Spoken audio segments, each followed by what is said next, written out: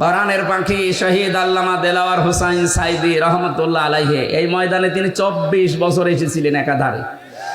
আমি ছেলের এই 3 বছরে মাত্র একদিন তার সাথে ছিলাম।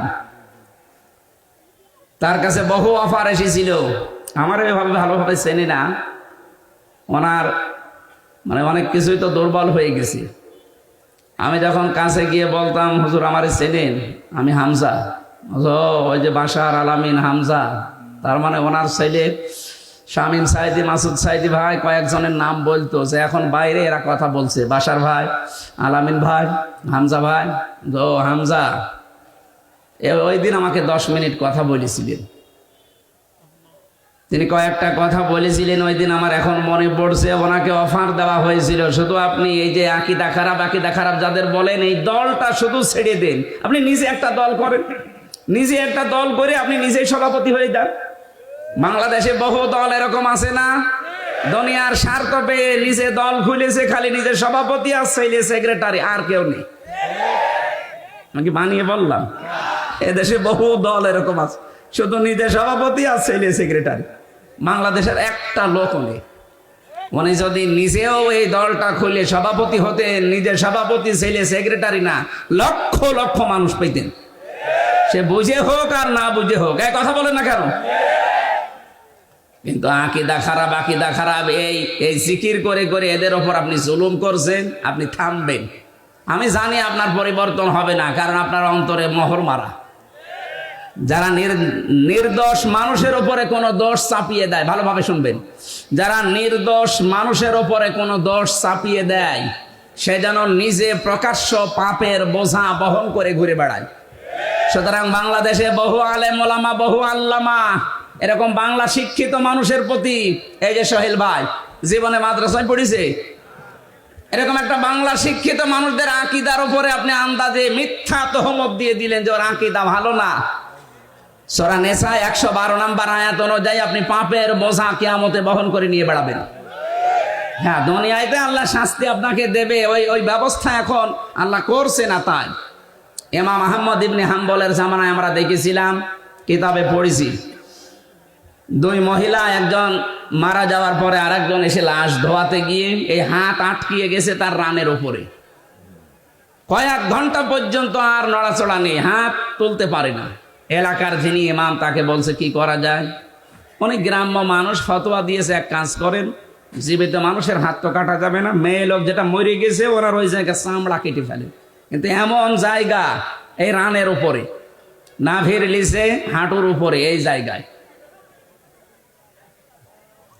এই কাজ করলেও হতো। কিন্তু যিনি মারা গেছেন তার স্বামী বলছে, না, আমার স্ত্রী মরে গেছে আর এখন চামড়া কাটবেন, মানে দরকার হয় জীবিত মানুষের হাত কেটে ফেলে। জীবিত মানুষের স্বামী যে আচ্ছা কি বলেন, আমরা আসলাম উপকার করার জন্য, আর এখন আমাদেরই আপনি ক্ষতি করবেন? না, আমার স্ত্রী ভালো মানুষ, নেককার মানুষ, আমি আমার স্ত্রীর হাত কাটতে দেব না। আর একটু বড় ইমামের কাছে গেছে, আর একটু বড় জায়গায় গেছে, শেষ পর্যন্ত ওই দেশের প্রধান বিচারপতি ইমাম মালিক মদিনাতে থাকেন, তাকে ঘোড়ায় চড়ে প্রায় 80 কিলোমিটার দূরে এই ঘটনা নিয়ে আসলেন। ইমাম মালিক পর্দার আড়াল থেকে জিজ্ঞাসা করলেন, আমি ঘটনা বলার জন্য না, 2টা শিক্ষা দেওয়ার জন্য, খুব খেয়াল করে শুনবেন, আমাদের এখানে বহু মানুষের এরকম গোনা হচ্ছে তাই বলছি। ইমাম মালিক জিজ্ঞাসা করলেন, মেয়ে কি করেছ বলো। মেয়েটা বলেন, ইমাম আমি কিচ্ছু করি নাই, আপনি আমাকে বাঁচান। ইমাম বলে, হ্যাঁ আমি বাঁচাতে পারি, যা যা হয়েছে তাই তাই তোমাকে সত্যি বলা লাগবে। বলে, হ্যাঁ আমি সব বলবো, বলো।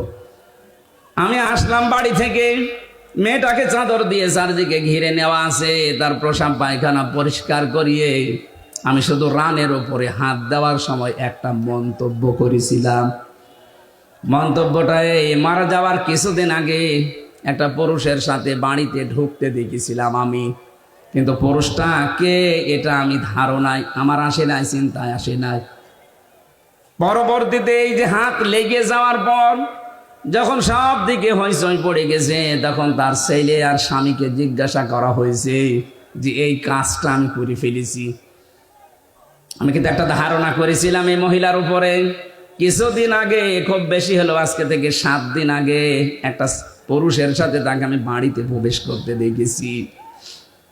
আমি ধারণা করেছিলাম তোমার উপরে তো ফিটফাট ভালোই লাগে, ভেতরে চরিত্র এত খারাপ এ পুরুষের সাথে, অথচ ওইটা ছিল তার আপন ভাইয়ের ছেলে। ভাইয়ের ছেলে তার জন্য কি হয় বলেন তো? ফুফু। কি হয়? 14 জন পুরুষের সাথে একজন মহিলার দেখা করা যায় যাচ্ছে, তার ভেতরে এইটা একটা। এই কথা বলেন না কেন? 14 জন পুরুষের সাথে একজন মহিলার দেখা করা যায় যাচ্ছে, তার ভেতরে এইটা একটা। নিজের আপন ভাইয়ের ছেলে, আপন বোনের ছেলে, এদের সাথে দেখা করা ফুফুর জন্যে, খালার জন্যে জায়েজ নেই? বলেন বলেন। তা আমি তো পর পুরুষ মনে করে আন্দাজে ধারণা করেছি, এই নিক্ষেপ করার কারণে আমার মনে হয় আল্লাহ হাত আটকিয়ে দিয়েছে। ইমাম মালিক বললেন, হ্যাঁ এটা আমি ধারণা করছি। কোরআনে কারিম এরকম একটা কথা আল্লাহ জানিয়েছেন, অমাইয়াকে সেবে খতিআতান আও ইসমান সুম্মা ইয়ারমি বিহি বারিআন ফাকাদ ইহতামালা বুহতানা ওয়া ইসমান